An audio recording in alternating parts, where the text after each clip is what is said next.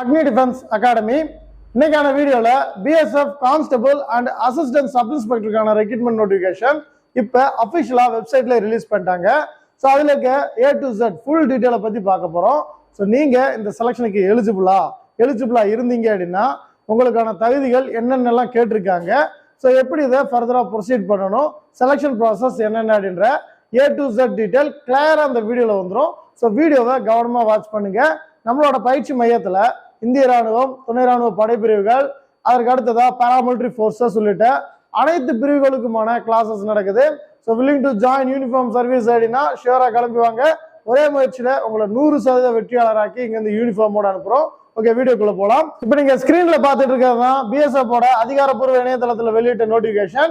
So இந்த notification இருக்கக்கூடிய A to Z டீட்டெயிலாக கிளியராக பார்த்துடலாம். ஃபர்ஸ்ட் நீங்கள் அதுக்கு அப்ளை பண்ணணும் அப்படின்னா பிஎஸ்எஃபோட அபிஷியல் வெப்சைட் bsf.recruitment.nih.in வெப்சைட்ல நீங்க இந்த 15/4/2024 அப்ளை பண்ணிக்கலாம் அப்படின்னு சொல்லியிருக்காங்க. கிட்டத்தட்ட 2 விதமான பதவிக்கு ஆள் எடுக்கிறாங்க. ஒன்னு அசிஸ்டன்ட் சப் இன்ஸ்பெக்டர், இன்னொன்னு கான்ஸ்டபிள் ஸ்டோர்மேன். ஸோ நம்ம இந்த வீடியோல பார்க்க போறது கான்ஸ்டபிள் கிரேடு 10th குவாலிஃபிகேஷனுக்கு என்ன எலிஜிபிலிட்டி அப்படின்றத பார்க்க போறோம். கண்டிப்பா நீங்க 10th முடிச்சிருப்பீங்க. 10th முடிச்சிருந்தீங்க அப்படின்னா நீங்க இந்த ரெக்ரூட்மெண்ட்டுக்கு எலிஜிபிள். ஸோ ஃபர்ஸ்ட் வந்து பார்த்தோம் அப்படின்னா இது என்ன விங் அப்படின்றத தெரிஞ்சுக்கோங்க. பிஎஸ்எஃப்ல ஏர் விங்குக்கான நோட்டிஃபிகேஷன். ஸோ இந்த நோட்டிஃபிகேஷன்ல நான் சொன்ன மாதிரி அசிஸ்டன்ட் சப் இன்ஸ்பெக்டர் கிரேடுக்கும் அதற்கு அடுத்ததாக பார்த்தோம் அப்படின்னா கான்ஸ்டபிள் கிரேடுக்கும் ஆள் எடுக்கிறாங்க. கான்ஸ்டபிள்ல ஸ்டோர்மேன் அப்படின்ற பதவிக்கு மட்டும் ஆள் எடுக்கிறாங்க. ஸோ இதுக்கான காலி பணியிடங்கள் வந்து பார்த்தோம் அப்படின்னா அன்ரிசர்வ்ல 2, அடுத்து பார்த்தோம்னா எஸ்சில 1 கொடுத்துருக்காங்க. டோட்டலா 3 காலி பணியிடங்கள். இந்தியா முழுக்க 3 காலி பணியிடங்கள் தான் அப்படின்றது நம்ம வேகன்சியை பார்த்தா லெஸ்ஸா தெரியலாம். ஆனா நீங்க தமிழ்நாட்டிலே எடுத்துக்கோங்க. இப்ப டிஎன்பிசிக்கு பார்த்தா அப்படின்னா 6000 வேக்கண்ட்டுக்கு 25 லட்சம் பேர் அப்ளை பண்றான். ஒரு வேக்கண்ட்டுக்கு 500 பேத்துக்கு மேல காம்படிஷன் இருக்கு. இதே சென்ட்ரல்ல நம்ம எஸ்எஸ்சி எடுத்துக்கிட்டா அப்படின்னா சேம் இதே மாதிரி 24,000 வேக்கண்ட்டுக்கு கிட்டத்தட்ட 54 லட்சம் பேர் அப்ளை பண்ணியிருக்காங்க. ஸோ எந்த ரெக்ரூட்மெண்ட் எடுத்துக்கிட்டாலும் காம்படிஷன் கூடுதலாக தான் இருக்கும். வேகன்சி காம்படிஷனோட கம்பேர் பண்ணி பார்த்தா குறைவாக தான் இருக்கும். இதுக்கு தகுதியும் திறமை இருக்க நபர்கள் ஒரு சில பேர் தான். அவங்களுக்கு இந்த ரெக்ரூட்மெண்ட் 100% சூட்டபிளா இருக்கும். ஸோ அவங்க மட்டும் ட்ரை பண்ணுங்க. ஸோ உங்களுக்கான பே லெவல் பார்த்தா அப்படின்னா லெவல் 3 பே மேட்ரிக்ஸ் 21,700 இருந்து 69,700 வரைக்கும் உங்களுக்கான பே லெவல் இருக்கு. ஸோ இதுக்கு அடுத்ததா பார்த்தா அப்படின்னா உங்களுக்கான எலிஜிபிலிட்டி டீடைல்ஸ். எலிஜிபிலிட்டியை பொறுத்த வரைக்கும் நீங்க ஃபர்ஸ்ட் இந்தியன் சிட்டிசனா இருக்கணும். இந்தியன் சிட்டிசனா இருக்க கேண்டிடேட்ஸ் உங்களுக்கான ஏஜ் லிமிட்ஸ் என்ன இருக்கணும்னு அவங்க சொல்லியிருக்காங்க அப்படின்னா நீங்க கான்ஸ்டபிள் ஸ்டோர்மேன் அட்டன் பண்றீங்க அப்படின்னா உங்களுக்கு மினிமம் 20 வயசு கம்ப்ளீட் ஆகியிருக்கணும். மேக்சிமம் நீங்க 25 வயசுக்குள்ள இருக்கணும். எக்ஸஸா எஸ்சி எஸ்டி கேண்டிடேட்க்கு 5 இயர்ஸ் கொடுத்துருக்காங்க.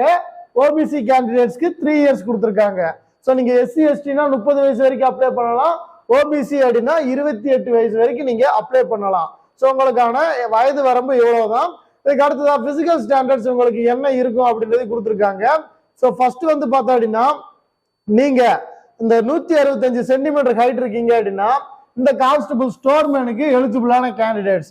நீங்க வேற எந்த ட்ரேட் அப்ளை பண்ணாலும் சரி உங்களுக்கு வந்து கான்ஸ்டபிள்ல 170 தான் இருக்கும். இதே ட்ரேட்ஸ்மேன்னா 165 சம்திங். இதே பார்த்தோம்னா இந்த கான்ஸ்டபிள் ஸ்டோர்மேனுக்கு 165 சென்டிமீட்டர். ரேர் கேஸ் ஹைட் ரிடக்ஷனா கொடுக்கறது இந்த ஒரு சில செலக்ஷன்ஸ். இதை கரெக்டா யூஸ் பண்ணிக்கோங்க. உயரம் கம்மியா இருக்கக்கூடிய நபர்கள். பெண்களுக்கு வந்து 150 சென்டிமீட்டர் கொடுத்துருக்காங்க.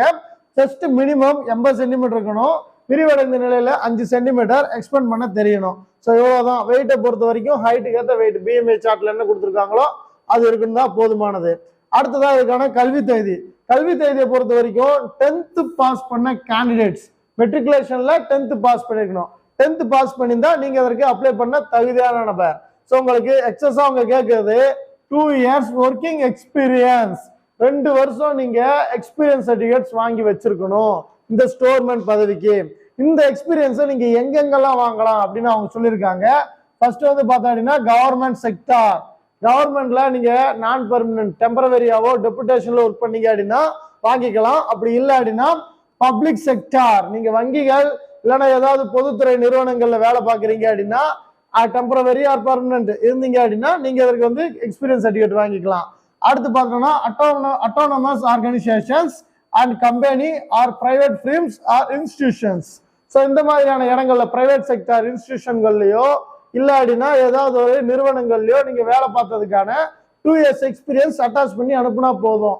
ஸோ நான் சொன்ன கேட்டகரியில் உங்களுக்கு தெரிஞ்சது நியர்பை கண்டிப்பாக ஏதாவது ஒன்றாவது இருக்கும். ஸோ அங்கே போய் இந்த 2 years எக்ஸ்பீரியன்ஸ் வாங்கி ஈஸியாக அட்டாச் பண்ணி அப்ளை பண்ணுங்க, எலிஜிபிள் ஆகிருவீங்க. எக்ஸஸாக பார்த்தா அப்படின்னா கம்ப்யூட்டர் நாலேஜ் கேட்டிருக்காங்க. ஸோ இது வந்து பெரிய விஷயம் கிடையாது. பேசிக்காக நமக்கு கம்ப்யூட்டர் ஆப்ரேட் பண்ண தெரிஞ்சிருக்கணும், உங்களுக்கு வந்து வேர்ட் ஆர் பிபிடி ஒர்க் பண்ண தெரிஞ்சிருக்கணும். இவ்வளோதான் சிம்பிளான விஷயம் அப்ளை பண்ணுறதுக்கான குவாலிஃபிகேஷன்ஸை பொறுத்த வரைக்கும். ஸோ அடுத்து இதுக்கான செலெக்ஷன் ப்ராசஸ். செலெக்ஷன் ப்ராசஸை பொறுத்த வரைக்கும் ஃபர்ஸ்ட் வந்து உங்களுக்கு ரிட்டன் எக்ஸாமினேஷன் தான். ஸோ ரிட்டன் எக்ஸாமினேஷனை பொறுத்த வரைக்கும் நீங்க ஸோ இதுல வந்து மார்க் மொத்தம் 4 பார்ட்ல வந்து மார்க் கேட்பாங்க. பார்ட் ஏல வந்து ஜெனரல் அவேர்னஸ், பார்ட் பில வந்து ஜெனரல் இங்கிலீஷ், பார்ட் சில நியூமெரிக்கல் ஆப்டிடியூட், பார்ட் டில வந்து டெக்னிக்கல், அதாவது நீங்க எந்த ட்ரேட் அட்டன் பண்றீங்களோ அந்த ட்ரேடுக்கான டெக்னிக்கல் சப்ஜெக்ட்ஸ். ஸோ டோட்டலா ஒரு பார்ட்லயும் 25 கொஸ்டின்ஸ், ஓவராலா 100 கொஸ்டின்ஸ் கேட்கிறாங்க. ஒரு கொஸ்டினுக்கு ஒரு மதிப்பெண் அடிப்படையில் 100 மதிப்பெண்கள். இந்த 100 மதிப்பெண்களுக்கான எக்ஸாம் டியூரேஷன் 2 hours. இந்த 2 ஹவர்ஸ்க்குள்ள நீங்க இந்த எக்ஸாமினேஷனை கம்ப்ளீட் பண்ணி ஆகணும். ஸோ எக்ஸாமினேஷனை பொறுத்த வரைக்கும் உங்களுக்கு நெகட்டிவ் மார்க் கிடையாது, OMR பேஸ்டு தான் சொல்லியிருக்காங்க. இதுல நீங்க பாஸ் பர்சன்டேஜ் பார்த்தா அப்படின்னா அன்ரிசர்வ்டு ஓபிசி கேண்டிடேட்ஸ்க்கு 50% சொல்லியிருக்காங்க. 100க்கு 50 மார்க் எடுத்தா அடுத்த ஸ்டேஜ் போகலாம். இதே நீங்க SC ST கேண்டிடேட் அப்படின்னா 100க்கு 45% எடுத்தா அடுத்த ஸ்டேஜ் போகலாம். ஸோ இவ்வளவுதான். எக்ஸாம் சிட்டிஸை பொறுத்த வரைக்கும் நம்மளுக்கு நியர்பை பெங்களூர்லயே போடுவாங்க. ஸோ நீங்க கவலைப்படாதீங்க, நம்ம சவுத் ஜோனுக்கு பெங்களூர்ல தான் பிசிக்கல் ரிட்டன் மெடிக்கல் எல்லாமே இருக்கும். நீங்க பெங்களூர் BSF ஸ்டேஷன்ல போய் அட்டன் பண்ற மாதிரி இருக்கும். இவ்வளவுதான். So physical standard test and physical efficiency test. Standards already பார்த்துட்டோம், எஃபிஷியன்சி என்ன கேட்டிருக்காங்கன்னு பார்க்கலாம். நீங்க வந்து கான்ஸ்டபிள் ஸ்டோர்மேன் அட்டன் பண்றீங்க அப்படின்னா கான்ஸ்டபிள்னாலே 5 கிலோமீட்டர் ரன்னிங் 24 மினிட்ஸ்க்குள்ள கம்ப்ளீட் பண்ணணும்.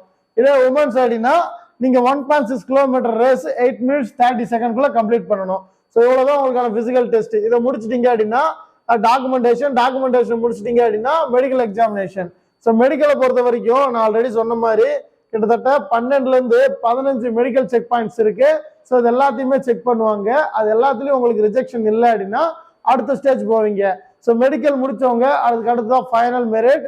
ஸோ ஃபைனல் மெரிட்ல நீங்க எக்ஸாமினேஷன்ல எவ்வளவு மார்க் எடுத்திருக்கீங்களோ அதன் அடிப்படையில் வரும். ஸோ நல்ல மார்க் ஸ்கோர் பண்ணீங்க அப்படின்னா எக்ஸாம் ஈஸியா கிளியர் பண்ணிடலாம். நீங்க இந்த BSFல வரக்கூடிய இந்த ஸ்டோர்மேன், கான்ஸ்டபிள், ஸ்டோர்மேன், அடுத்து வரக்கூடிய BSF ட்ரேட்ஸ்மேன் உள்ளிட்ட செலக்ஷன்ஸ் எல்லாம் ட்ரை பண்றீங்க அப்படின்னா ஷேரை வந்து ஜாயின் பண்ணுங்க. உங்களை 100% வெற்றியாளராக்கி இங்க இந்த யூனிஃபார்மோட அனுப்புறோம். Thank you so much and Jai Hind.